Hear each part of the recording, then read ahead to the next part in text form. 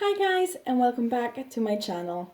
Now today is going to be a little bit of a different video. It's not weight loss orientated, which obviously my channel is. This channel is slowly going to be evolving into being just kind of a channel about my life rather than just weight loss. So hopefully you don't mind that and you find this video interesting. Now I did mention that I was going to be filming this in my previous video, which was the day 49 vlog, so hopefully you were kind of expecting this to come up. Now, as you can probably tell by the title of the video, this is going to be a story time about my first interview for an assistant psychologist position. As this is going to be my first psychology related video, I'm going to give you a quick kind of history on and my background within that field, just so you know where I am at the moment, and then I'll get on to the story. Now, I kind of started aspiring to become a psychologist around college times. I started doing sociology, psychology, those kind of A-levels, and decided that this was kind of where I wanted to go. It was something that I found really interesting, and because of obviously my own struggles with basically eating disorders, I was really interested in finding out how the brain works. Yeah, that's kind of how I became interested in psychology. Now I don't know if I've mentioned this before, but I live in the UK, so obviously I had to go on and do a BPS accredited course, which I did. It was just general psychology, Bachelor of Science at Leicester University, and that lasted 3 years. I managed to complete that with a 2-1 and then decided to go on to a master degree. Now, when I was picking my masters, I was really torn between educational psychology and forensic psychology. These were the two kind of like specializations within psychology that I found really interesting. Now, the only way I could do a master's, which I really wanted to, was if I moved back in with my parents, because financially, otherwise I couldn't hack it. I couldn't live on my own and put myself through another year of university. So that kind of narrowed my choices in terms of course, because my parents live in a small town, a small seaside town in the UK, and the closest university to that I could commute to, and the only university that I could commute to, was Lincoln University. So obviously my choices were just within Lincoln, and the only master degree that Lincoln was doing was forensic psychology. So even though I was torn between educational and forensic, my choice was kind of made for me, and I went on to do a forensic psychology degree. I actually really enjoyed my degree. I got to work, when I was doing my thesis, I got to work with low-level offenders, interviewing them and just following their kind of intervention pathway. And that was really interesting. I really enjoyed that. But then when I graduated, I knew that I couldn't stay at my parents' house because, well, first of all, I didn't want to live with them anymore. But second of all, as I mentioned, they lived in that small town and kind of career opportunities are limited there. So I knew I had to move out to a bigger city. Now, I moved out to the city that I currently live in. So I moved in here, and this is the house that I first moved into. That was in October 2018. And the house that we moved into, we've stayed in. It's the one that I'm currently living in. So, setting up the house took a little while, and I started applying for jobs straight away. However, I quickly realized that the city that I moved into, there wasn't that many forensic jobs going at that time. So I started applying for educational roles as well, because of that interest in educational psychology has never disappeared. It was still there, so I decided to apply for those roles as well. I finally managed to secure a job in December to start in January of 2019, and that job was working as a learning support worker within a school for children with special educational needs. So this is the job.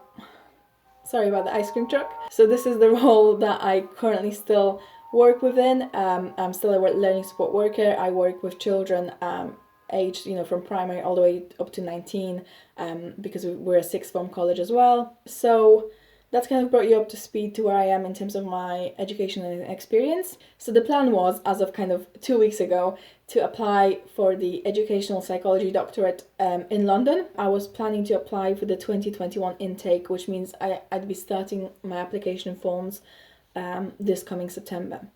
Now, I realized that my clinical experience is limited to this one role, which fulfills the criteria needed to get onto the educational psychology doctorate. However, it is very competitive, so I thought now is the best time for me to find a assistant psychologist position. And also, I've been working as a learning support worker for a year and a half now, and I just feel like I've learned all I could from that role, and I'd like to progress further and learn some more new things. As some of you might know, now is the best time to be applying for assistant psychologist positions, because people are finding out whether they get onto the doctorate and leaving their old AP posts behind, which means there's quite a lot of companies looking for APs right now. So if you do want to apply for an AP position, I'd recommend doing it now, because there might not be as many offers in the later months. So I found the perfect position, and this was the first position that I found, and it was working as an assistant psychologist within a similar setting of what I do now, which is a school working with children with autism. However, they've also got more complex children. So I filled out my application form, sent it in, and was ecstatic to find out that I got an interview. The COVID-19 situation meant I couldn't go to interview at the service because of social distancing measures. So the interview was over Teams, which was actually, a great thing for me. Well, I felt more comfortable because I was in a familiar setting, but also I could put little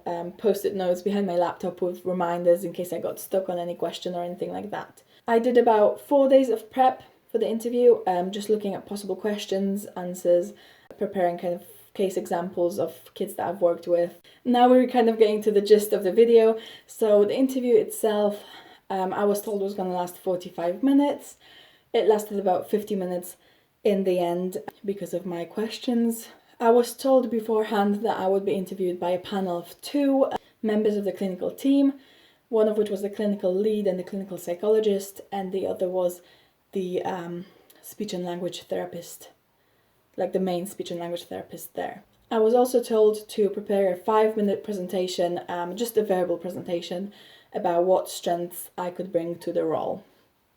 Now, when I prepared for the interview and prepared my presentation, I timed myself multiple times, and every time I did that, my presentation lasted about 8 minutes. I decided that would be fine because, first of all, when you're nervous, I tend to speak much quicker than normally, so I thought that time would be cut shorter anyway, and also I didn't think they would be sitting there timing me. However, that's exactly what they did. So when I first signed into the call, they explained, the process of an interview to me, and then they told me that they were going to be timing my presentation, and when the 4-minute mark passed, the clinical lead would hold up her hand to let me know that I've got a minute left. So that wasn't the best start to the interview for me because I obviously knew that I usually took 8 minutes. However, I managed to talk through everything I wanted and finish at just exactly the 5-minute mark, which was amazing. And both ladies seemed really pleased with my presentation and what I said in it. That part of the interview went fantastic.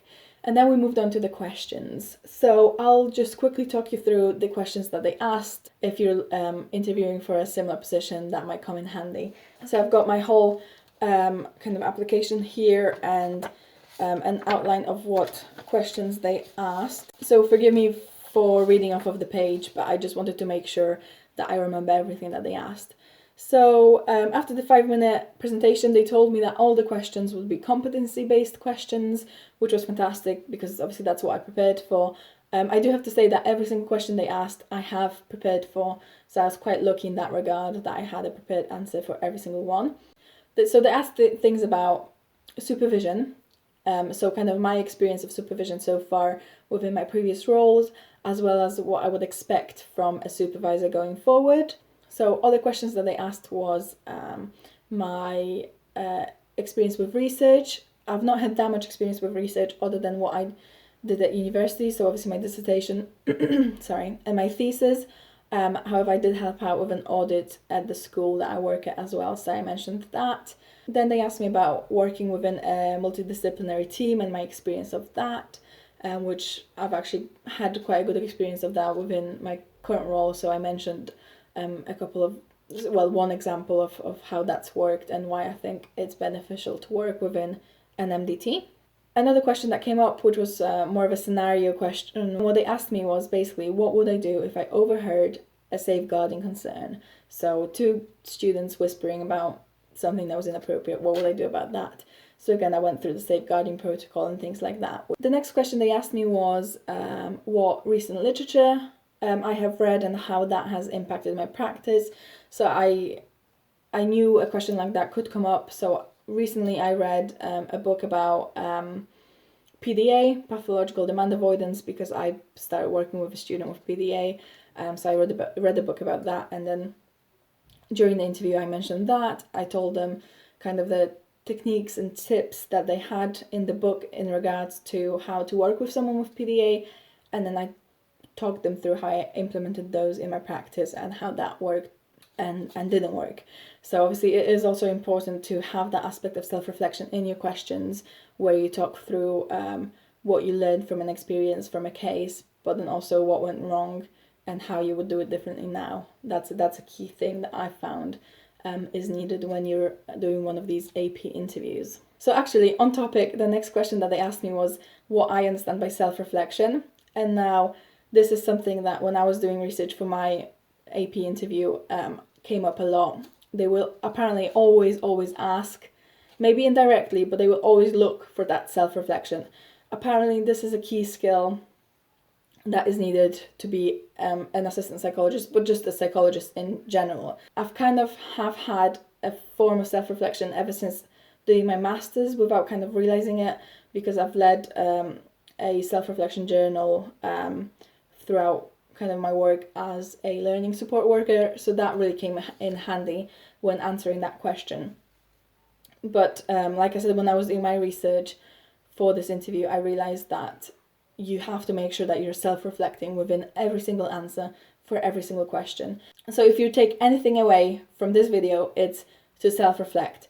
It is the key skill that will help you get that job that you want. So just remember, self-reflection is key.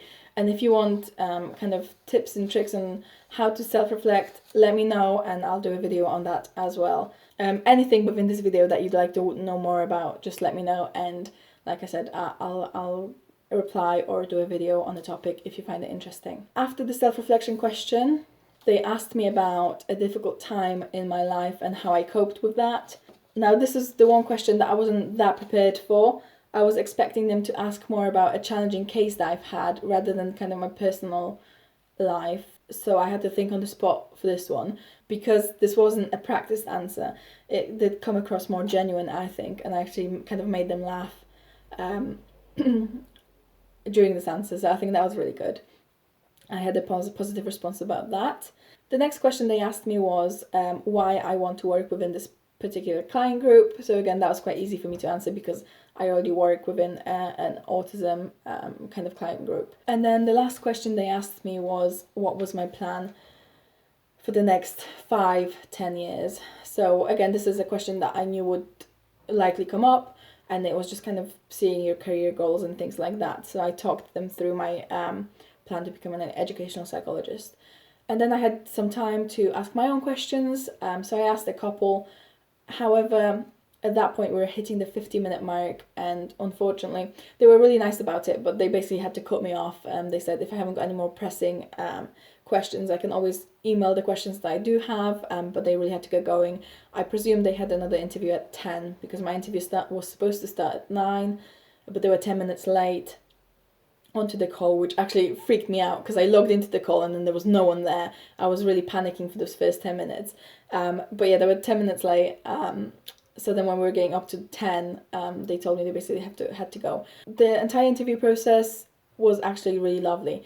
I have done an online interview before for my master's because I couldn't go to Lincoln University to do my master's interview because I had an exam the next day, and this was my third year of my degree, so I just couldn't do the commute. So they allowed me to do an online interview for that. So I've had previous experience of an online interview, but that one didn't go that great. I got really stressed. Whereas this one, honestly, after I closed that call, I thought, I don't know if I'm going to get the job, but whatever happens, I am super proud of myself of how I handled that interview, because I do struggle with getting nervous when it comes to interviews and things like that. But I managed to keep my nerves on the check. I managed to make them laugh. I managed to answer every single question to a good degree. So I was really pleased with myself and how that interview went. The call came through on Tuesday midday, and I was back at work, so I had to pick it up at work, which wasn't the best. Now, I'll insert a clip to show you what happened when I got the call. So I'll be back in a sec, and you just check out this clip. And you can probably now. tell by my expression that it wasn't good news. I mean, I should have expected it. It's a really competitive field. It's really difficult, and it was my first interview. And I know I shouldn't be so down about it, but I am really down about it, especially because they didn't really give me much constructive feedback other than the fact that they actually really liked me, and I was the runner-up. So there was only one other person that was better than me who got the job, and the clinical lead that I spoke to, she said that if they had 2 posts, they would offer me one, and if another post ever does come up, she will let me know and I can start the process all over again and apply. So I mean, even though it's a no, it's a really good no, in the sense that I was so close, but that almost makes it harder to swallow, the fact that I didn't get the job, and I didn't realize how much I wanted the job until I didn't get it, really. So now I'm just really upset, and I know I'll be okay. It will take a couple of days, some self-reflecting, and so yeah, okay. So I didn't get the job. I really did take it harder than I thought I would. I managed to hold it together at work, and then although drive back home, which is a half an hour drive, I was crying. I was really upset because I really felt like the interview went so well. I don't know if I'm ever going to be able to do an interview as well as I did that interview. And that's kind of what the feedback was, from them. Basically, they told me that it was a pleasure meeting me, that I was the runner-up, so I was only a couple of points behind someone, and I was their second choice. They told me that I was really personable. All my answers were really good. The only bit of kind of constructive criticism that they gave me, and I had to ask for that, they weren't giving it up themselves, I had to ask for it, was in terms of the research question. I didn't quite take it that extra mile of explaining how my research has affected my current practice. So she said that's something that I could have done better, but other than that, she didn't have any constructive criticism for me. She said they really enjoyed getting to know me and I did really well, and she basically said any service would be lucky to snatch me up, which is obviously fantastic feedback, and it's great to get that. But I just wish I got the job instead of that feedback, as a runner-up. She did inspire me to keep applying, keep going. So since then, I've kind of self-reflected, stopped crying, and got on with it. And actually, let me show you something. I have created a AP application file, I suppose, and this past week I've been applying for AP positions. So actually, if I show you, this is the first one that I was just telling you about, but I've done 1, 2, 3, 4, 5, 6, 7, 8, 9, 10. 10 more applications since then, and it's been a week since that feedback that I got. So I've managed to apply to 10 more AP positions. Now, I haven't heard back from any of them. I'm sure I won't get an interview for a majority of them, but the few ones that I do, I really feel like this experience of my first AP interview will really help me through them. So I'm hopeful. Now, the one thing that has changed because of this interview was that I actually put in quite a bit of research into the route into psychology, and have kind of started questioning my choice of specializing so early.